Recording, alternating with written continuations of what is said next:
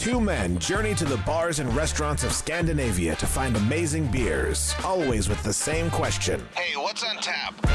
It's time to find out.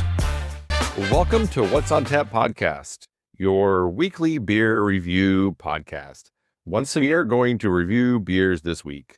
What? Beers? Yeah, I didn't sign up for this. Well, that's weird because you've been on the show for like 6 years. But you just promised me I would get to invade listeners' ear hole. Oh, it's true. That's what I want. Yeah. But we did bring beers. And we did bring friends again. We did bring friends. Friends? Yeah, hi. We did bring friends. Our imaginary friends. Hey, friends? So we had... I was researching the brewery we're making. Neon Raptor. So we have Björn Guiden Björn and we have Frosty Beard Marcus. Yes. Yep. Nice to be here again. Glad to have you here. Why aren't you drinking Frosty Beard today? Because I have no beers. Lame. Super lame. Some kind of brewery you are. Yeah. Right. Selling out. But no, you have to have beers to sell out. Okay? No, we love your beers. We love you. And we're happy to be once again back because, as you said, we're drinking Neon Raptor. Right. And it's the 9th birthday celebration. So Neon Raptor has been around for 9 years. And today we have 2 of their beers from the 9th birthday release, which is a pastry sour and an imperial stout, I'm guessing. Yes. And So- we had the option to buy the IPA as well, but it was expensive and it had low ratings. So these 2 were definitely the better choice. Right. So the first off, we have the Victoria Sponge pastry sour. And I wish I could tell you more, but it's a strawberry, vanilla, and raspberry. Our 9th birthday sour combines tart and sweet, jammy berries with creamy vanilla and sponge cake. Yeah. I'm not getting a lot of sponge cake on the nose. No? It's more like the super, it's kind of sugary thing, I guess. Yeah. And also vanilla. Yeah, vanilla and raspberry for sure. Yeah. Okay. Cheers. Here, raspberries. Raspberries, just like raspberries. It is very tart, but more like fizzy drink kind of tart. Like if you had like one of those vitamin C tabs that you drop in water kind of tart. A little bit of vanilla in the aftertaste, but it almost feels like a mistake. You've hit the nail on the head with the fizzy tablet. Damn. That's not a good tasting note, unfortunately. No, the nose was quite different from the liquid itself. Yeah. It's very thin. Yeah. Like I would expect it to be a little more Thicker, full body than this. sweeter as well. Yeah, I guess the sweetness is what's kind of killing it for me. And raspberry is always really intense. So it's kind of not a surprise that the raspberry comes through over the strawberry, which is not even really a tasting note in this. It's more of a flavor compound that enhances the raspberry somehow. Yeah, if I didn't know, it said Strawberries, yeah. I wouldn't have guessed that. Yeah, strawberries are really hard flavor to get through in beer without some sort of extra ingredient to boost the flavor profile. And this does not have it at all. Yeah, so on the can, yeah, they say, oh, the Victoria Sponge Sour didn't exist. We're that it does now. Maybe there was a reason it didn't. Right. Maybe they shouldn't have made it exist. Bjorn, any comments over there? You're kind of like furiously scrolling away at your Kindle profile. So, no, not beer. I'm looking through my Neon Raptor checking it because I always enjoyed Neon Raptor, especially their IPAs and stouts. Yeah. And Josh is a really fun guy. He was one of the quiz participants in my Christmas calendar a few years ago.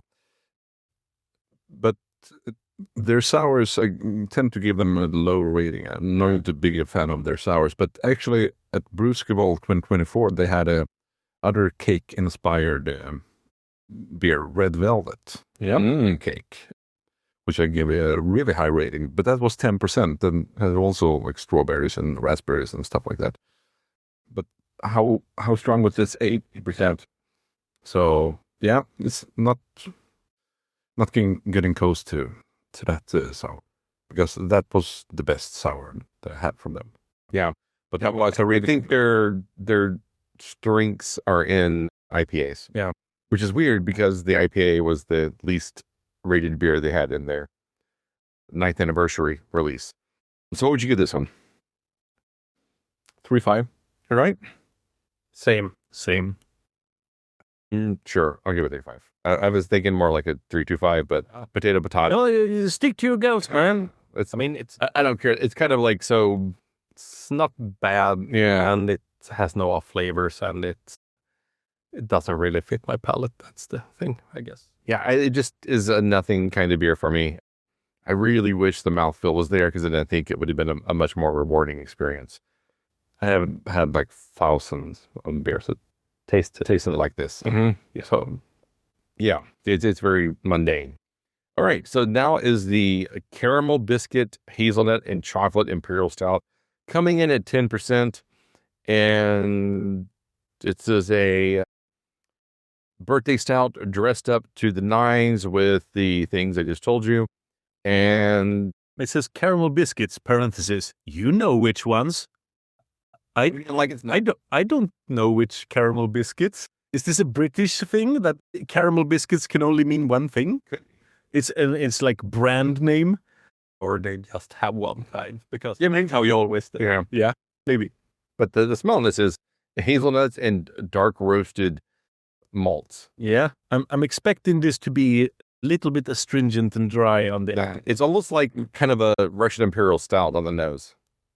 It's really harshly roasted malts there. All right, let's do this. Cheers. It's much sweeter than I thought it was going to be. Much lactosier. Mm-hmm. Yeah. I'm claiming lactosier as an adjective. As well you should. That is a perfect descriptor. I'm disappointed with both of these beers. I gotta admit, I am kind of too. They're rather mid, they're not. Because I agree with you, Björn. We've had some bangers from Neon Raptor in the past. No.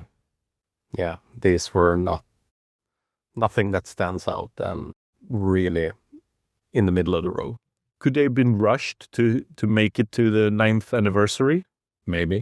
Could be, but they're definitely know this more. Yeah, you did. Oh, yeah.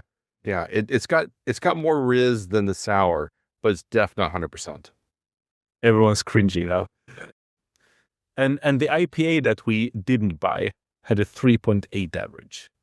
That's pretty rough for a Neon Raptor. Which ironically probably would have been like the best of the lot. Maybe. It would have been like, this is a 4.25. What the hell are people talking about? Maybe. Yeah.